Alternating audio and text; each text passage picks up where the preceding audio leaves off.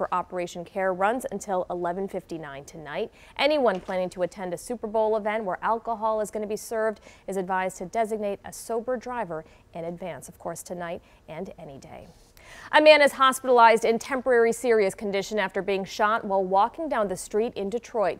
This happened just before 11 last night in the area of Winthrop and Cambridge on the city's west side.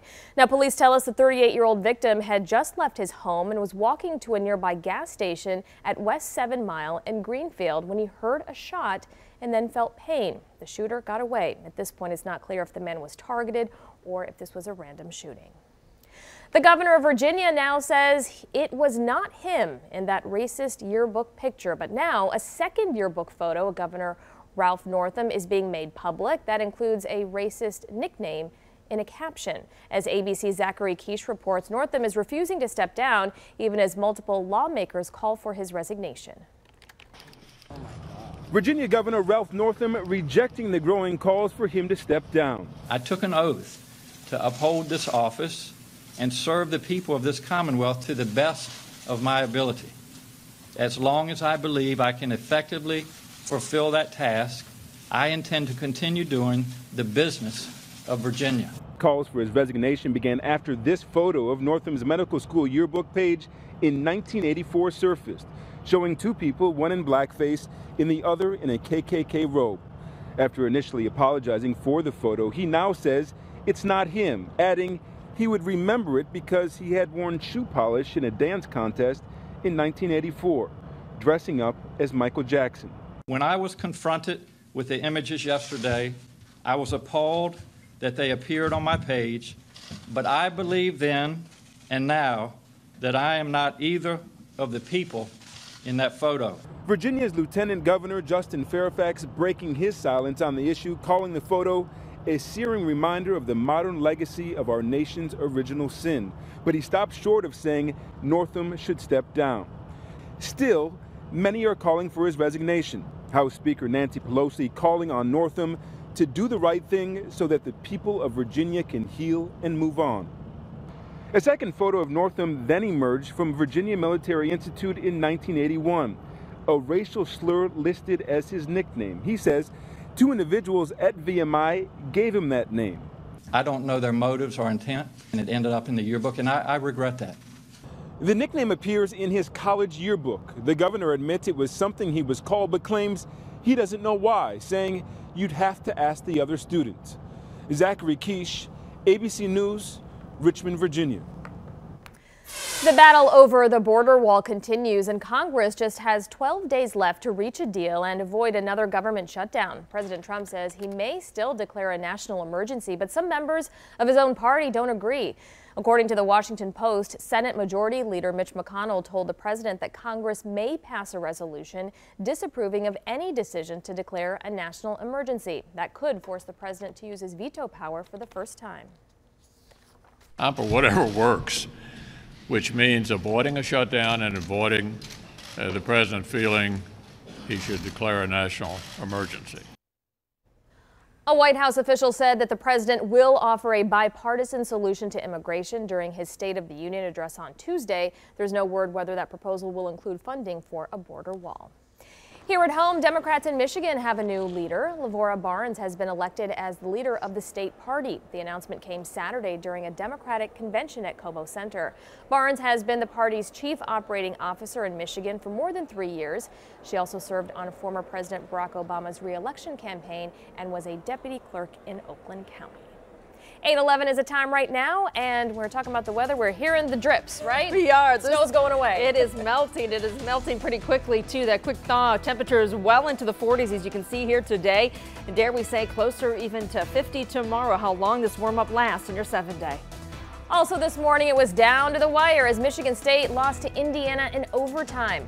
Why head coach Tom Izzo is taking the blame after his team fell to the Hoosiers. And up next, a free flight for a romantic vacation this month if your name is Valentine. We're going to tell you more how you can catch it. We'll be right back.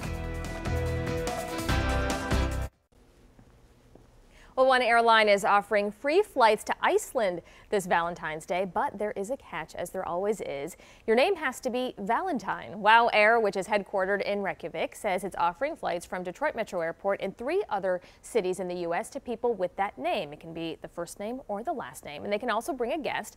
Passengers named Valentine will have to buy the tickets in advance, then send WOW Air a picture of their name in their passport. The airline says it will offer a full refund once it has proof of the passenger's name. The bookings can be made through February 14th from trips to Iceland from February 10th through the 19th.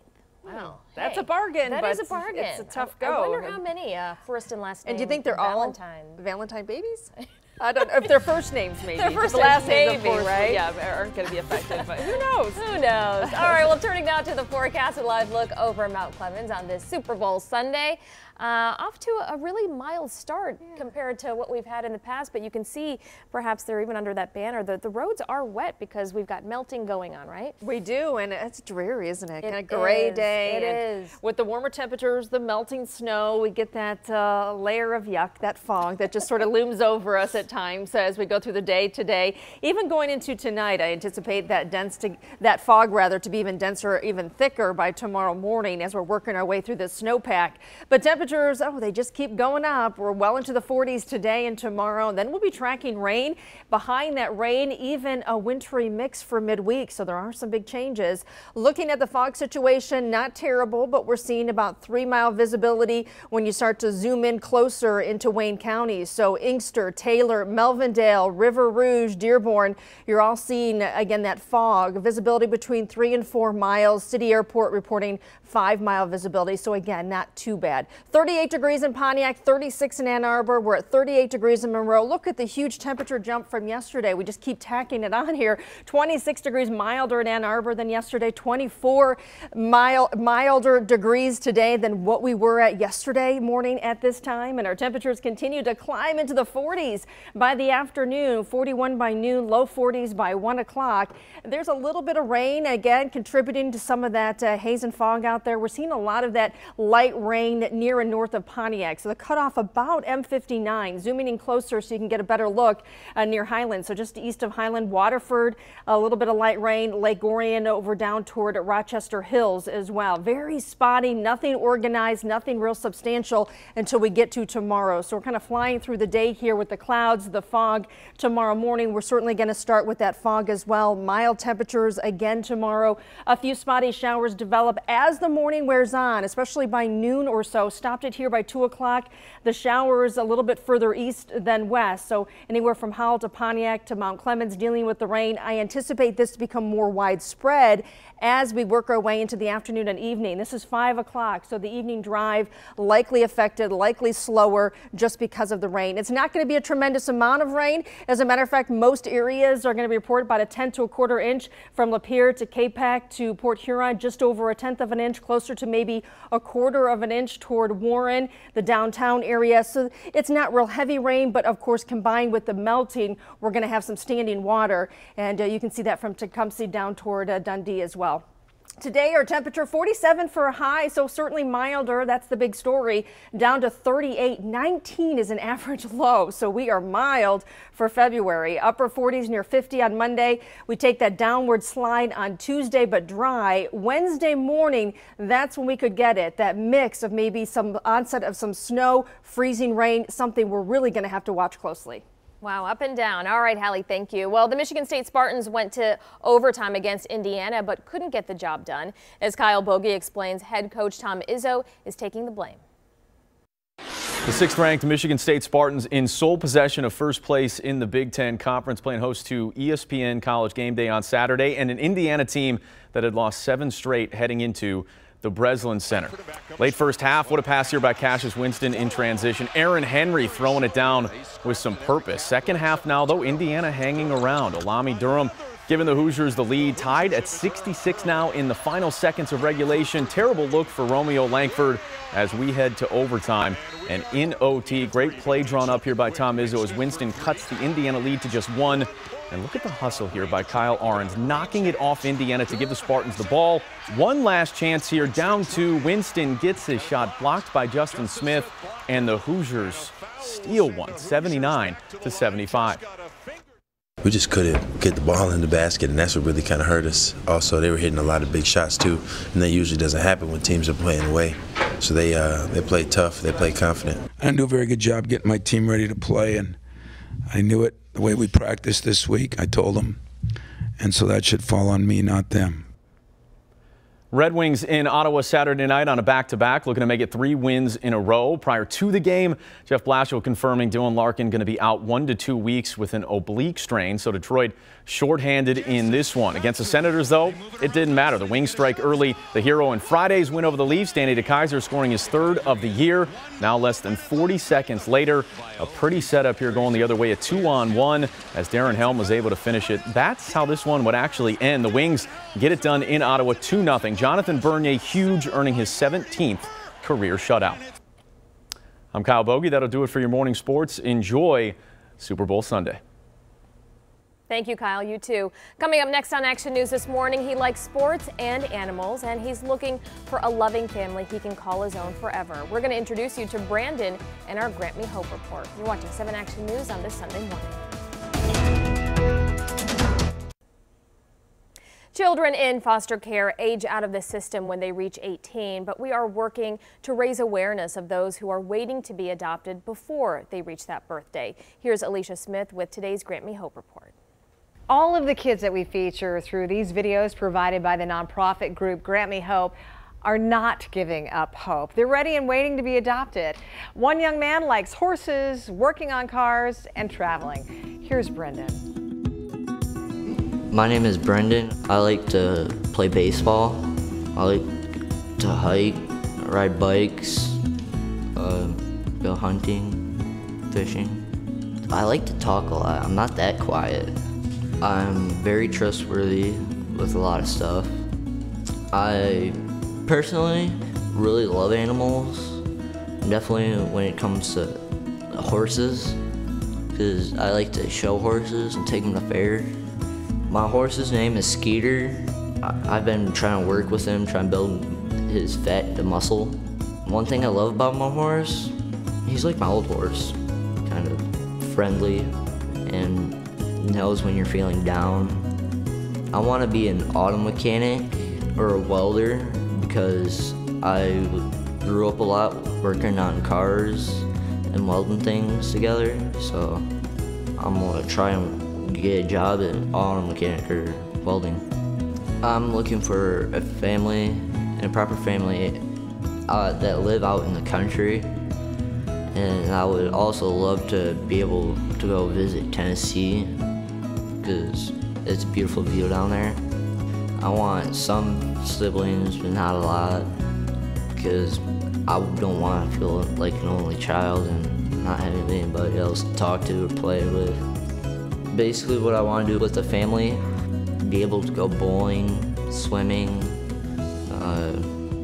go out to eat. I'm looking for a loving couple that would take care of me until I turn 18 so I can get my life going and actually have a family before I turn 18. And if you'd like to learn more about adopting Brendan, please call the Michigan Adoption Resource Exchange at 800-589-6273. You can always help by sharing these Grant Me Hope videos on social media. It's easy. Just go to WXYZ.com/GrantMeHope to share Brendan's story. Thank you. I'm Alicia Smith, 7 Action News. Alicia, thank you. Time right now, 8:26. So many of you across Metro Detroit are telling us about a strong odor like natural gas. Let's check in with our Jennifer Ann Wilson, who is live in Melvindale. Yeah, we received calls from all over Metro Detroit, and we have heard that the odor, the source of the odor, is coming from a Marathon property in Detroit. We're going to have more details, tell you everything we know about this smell and what you need to know to make sure you stay safe this Sunday morning. Coming up. Taking action for you. 7 Action News starts right now. Well, we are following a developing story this morning. People across Metro Detroit smelling a strong odor of gas. So many of you have been telling us about it. We now know it's coming from a Marathon property. Our Jennifer Ann Wilson is live outside the refinery in Melvindale. So Jen, I know you talked to a representative from Marathon. What are they saying about the source of the smell, and is there a reason to be concerned?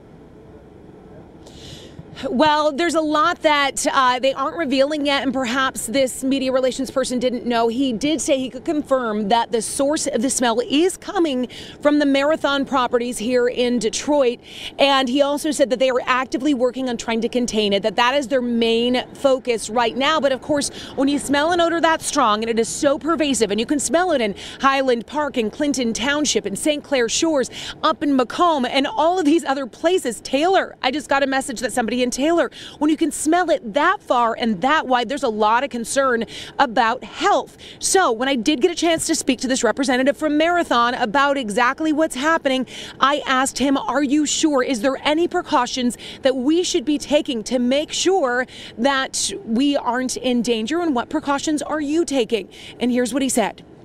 How could an odor this bad not, have something terrible in it? Well, right now we haven't started conducting our investigation yet. Right now we're focused on mitigating the release right now, and so we'll have answers as we conduct our investigation.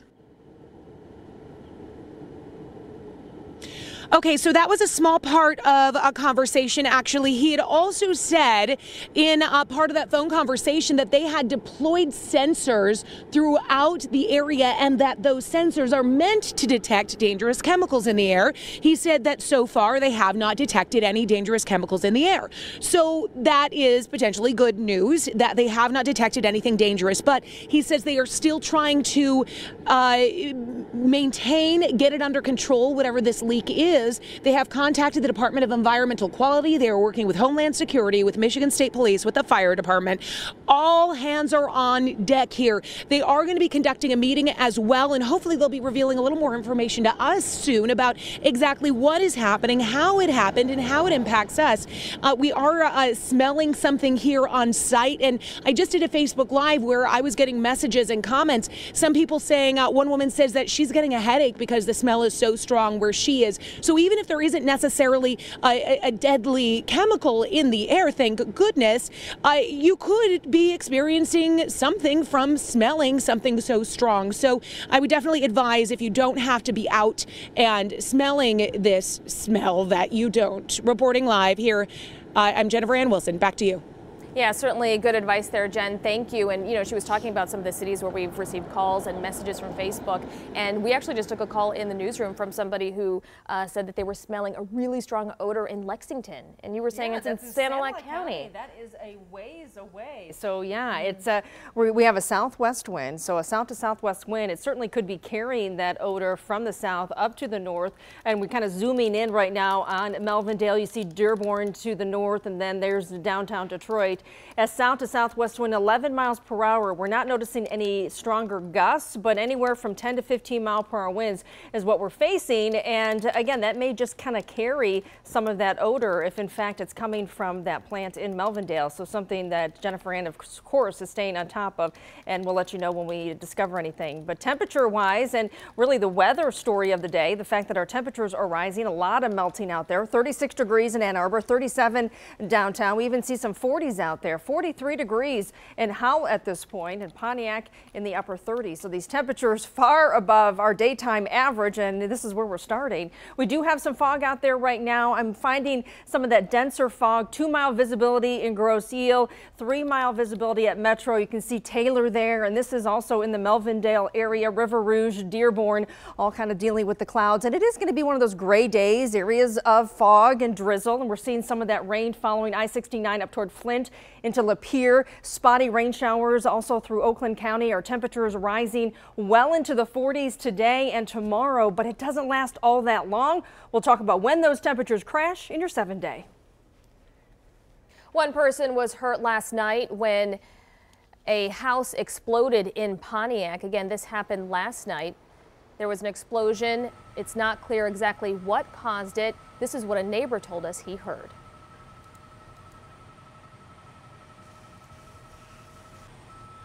Well, as you can see from that video, the home was destroyed. We're told the victim is a man in his 50s. He was rushed to the hospital. His condition is not known. DTE crews were called to the scene to shut off the gas. Investigators are still trying to figure out what caused that explosion. A natural gas leak may be to blame, but that hasn't been confirmed.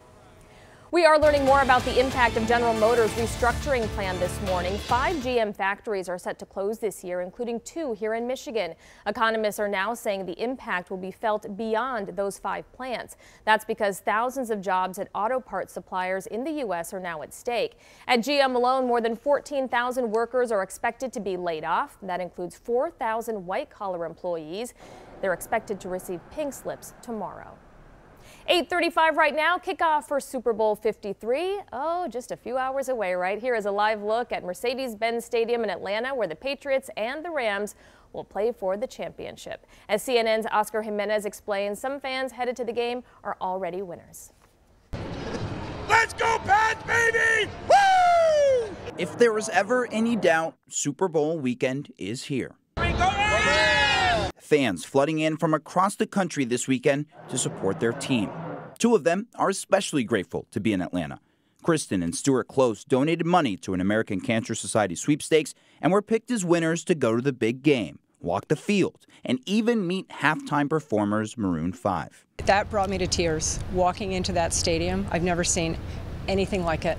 I mean, unbelievable. And to be on the ground floor, amazing. Stuart is a cancer survivor himself. It takes a lot of support of your loved ones to get through the experience. All eyes will be on Atlanta's Mercedes-Benz Stadium, one essentially built to host events like this. Even still, it needed new decorations, infrastructure needed to be changed, and security had to be top of mind. We have to build a 300-foot perimeter around the site, which takes a lot of effort.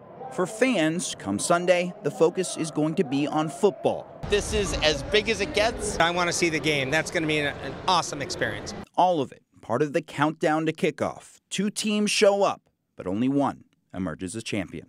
In Atlanta, I'm Omar Jimenez reporting.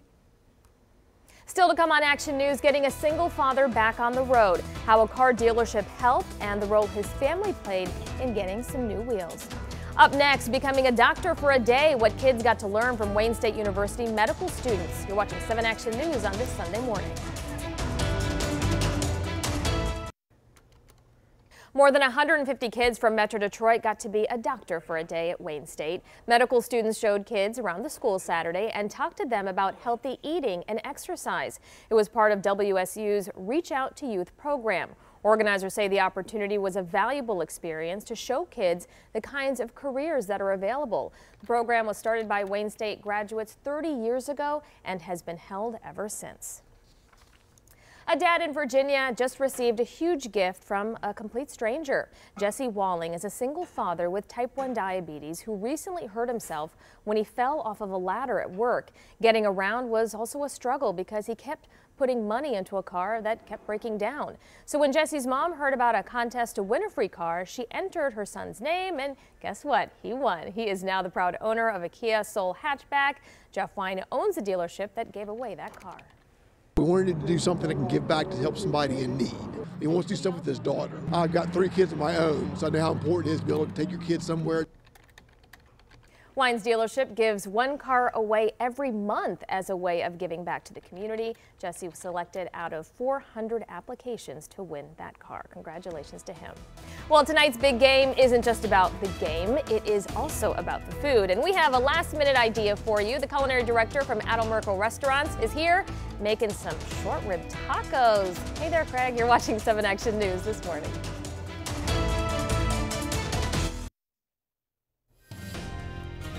Welcome back. Turning now to our forecast, a live look outside over Campus Martius. We've got the beautiful rink out there, and you know what? Some wet roads. We've been talking about just that snow melting, and we've got some drizzle and some fog. But hey, It's warming up. It is warming up, and this morning I'm hopeful getting my mom out for church because we know how difficult it is with the ice and with the snow, but maybe with the warmer temperatures you can enjoy me a little time outdoors. That would be good because Probably, boy, we've been huddled in for a while. We have maybe the rain boots instead of the snow boots, but yeah, a lot of melting going on with these warmer temperatures. We do have areas of fog. We have drizzle this morning, and that really kind of on and off throughout the day into tonight. Even denser fog anticipated tonight into tomorrow morning, just because of the melting and mild temperatures. Widespread rain is something we're going to time out and then talk about, of course, when these temperatures do crash. And we know they will. Of course, it's February.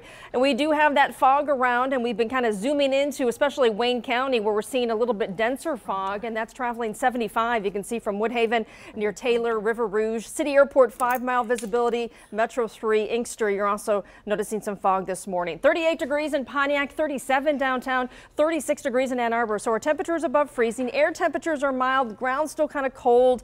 You know, if you see some standing water, just kind of take it slow, but I don't anticipate much problem again with this fog. So 26-degree temperature change from this time yesterday in Ann Arbor. Just wanted to show you the huge jump that we're facing this morning with these temperatures. 20, 25 degrees milder and climbing into the 40s today. So our forecast high, mid to upper 40s, Chicago in the 40s, and look at all the 50s and 60s down to our south. Even Minneapolis above freezing today, and then we start to see it tomorrow. But notice what's happening up in Fargo, Minneapolis. They're seeing a temperature drop, so there is some colder air working behind that rainy system we'll face tomorrow. So our temperatures do drop on Tuesday. Looking at the radar, not a whole lot to talk about. Noticing a few of these spotty, very light rain showers centered around Auburn Hills, the Pontiac area, also Lake Orion, so just south of you. This will drift off to the east, and if they do hold together, Rochester Hills, Washington Township into Macomb County. But again, very light, so certainly don't have to worry about much. We're going to roll through things pretty quickly. I stopped it for the morning, socked in the cloud cover, I think socked in the fog for the morning, and then by the afternoon, we get to noon, we get to 1 o'clock tomorrow, we start to notice these rain showers coming through, and that does continue on and off through the afternoon. 2 o'clock, still dealing with it. More widespread, I think, after about 4 or 5 o'clock. So we're into the evening drive tomorrow. Certainly may slow things down with the melting snow, the rain on top of it. There's going to be some standing water to contend with, and then it pushes out by in the evening. So later in the evening, 7, 8 o'clock, we should be done with it, and then we'll have to focus our attention on falling temperatures. So with the falling temperatures, by Wednesday morning could be a mess with some freezing precip. 47 for a high today, 38 for a low tonight. That is mild. Near 50 tomorrow. Tuesday does look dry. It's Wednesday, especially the morning, that we're going to have to watch. Maybe a bit of a concern. All right, Hallie, thank you. Of course, Super Bowl 53 tonight, and we know it's about the game, but it's also about the food, right? It's always about the food. That's half the party, right? I know. It's like game, food, commercials. It's also, you know, there's a lot going on. But if you're still working on some last-minute menu options, we have an idea for you. Craig Myron, the culinary director for Adam Merkel Restaurants, is here showing us how to make some braised short rib tacos. Yeah, good morning. Good morning Braised short rib tacos. So we're going to talk a little bit about just braising. This is something that's great this time of year. It's great for like a Super Bowl party. Yeah. You know, I brought also like a piece of pork loin here. We do this with chicken a lot in the summer. So the key is when we go to braise something is you want to get a nice hot pan. All right. And we're going to very heavily season. And what kind of seasoning are you putting on there? So we make our own spice rub meat that we do for our tacos. You could use anything that you like. Okay. You can use just like some chili powder or like a taco seasoning package. Okay. But the key is you want to sear it nice and hard on the outside. All right. And then we're going to add some vegetables into it and add a little bit of beer. I always like to add a little beer into mine, and then a beef broth. If I was going to do a chicken dish, I would use some chicken broth. Gotcha. And then we're going to cover it, and we're going to let that cook for about 4 or 5 hours until it's super tender. Nice. This is also a great thing, like on a day like today, you could sear and kind of get ready, put it in a crock pot, and in 6 hours from now, just forget about it, and people come set. over. You're just And what's great about doing braised meats, so we're doing short ribs, so we do short rib tacos. Okay. We also do nacho in the restaurant. That, you know, it goes great with that. You can add, you know, short rib or pork into your macaroni and cheeses. You can add it with just about everything, and it sits in a crock pot or out, you know, at a party extremely well. And what do you say that the beer really does for something like this? You know, it just kind of adds a nice depth of flavor. A lot of cooking, when you go to, you know, cook off soups or meats or sauces, you want to add some kind of like wine or beer. And just those flavors are just fantastic in there when it gets done cooking. We've still got time. I mean, the game's tonight, but there's time to do this. Well, that's what's beautiful about this is you've got plenty of time. You have all day, so you can get your braised meats going, and then you can go and clean the house and take care of other things and that you need to throughout your daily routines. And by the time the game time comes, you're all set. And what else do you like for Super Bowl Sunday? Is there something kind of just even last minute that's easy to do? What are you having? What am I having? Are you going somewhere? Not quite sure. It's just me and my family at home today. Yeah. So I think we're going to actually make some regular tacos ourselves today. And we've got a few other things, maybe a little chicken pot pie, which goes great this time of year, and is great for the next few days. Okay. So in the restaurant as well, on Mondays, we have what's called our Happy Days. So on Mondays, you get $1 Blue Point oysters. Oh, Tuesdays we do half-off pizzas. Yeah, so this is one of our ultimate shellfish towers. Wow. We do half-off pizzas. So we have a mushroom asparagus pizza, which is fantastic, and sell a lot of it in the restaurant. On Wednesdays, we do $1 short rib tacos. Very nice. Making. And when you talk about the Merkel Restaurant Group, we're talking about diamonds. Tell us what else is here. So we have 2 diamonds. We have the original that's been around for 36 years in Howell, and we just opened one up in Royal Oak a few months ago. And very soon here, towards the end of March, we will be opening up Pinky's Rooftop, which will be in downtown Royal Oak. It's going to be the place to be in Royal Oak. Yeah. It's going to be amazing sitting out there. So wonderful. And you guys, look at this. You just took that out of that pot? Yep. So I took the short rib out of the pot. And so it's easy just to I usually use a tong or 2 pairs of forks. And while it's still hot, you can just kind of shred at it. Exactly. Oh, and so as you shred at it, you get these nice chunks, and everything tastes great.